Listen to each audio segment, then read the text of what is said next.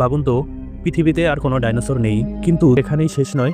পরের কয়েক ঘন্টায় পৃথিবীর জন্য অপেক্ষা করছিল আরও ভয়ঙ্কর। আকাশ জ্বলছিল, সমুদ্রে উঠে এসেছিল স্থলে, আর পৃথিবী ঢুকে পড়েছিল দীর্ঘ অন্ধকারের পথে। 66 মিলিয়ন বছর আগে মেক্সিকোর ইউকাটা উপদ্বীপে একটি বিশাল উল্কাপিণ্ড আঘাত আনে। আঘাতের শক্তি ছিল 100 মিলিয়ন পারমাণবিক বোমার সমান। আঘাতের প্রথম কয়েক মিনিটেই চারপাশে সব ডাইনোসর মুহূর্তের মধ্যেই ছাই হয়ে যায়।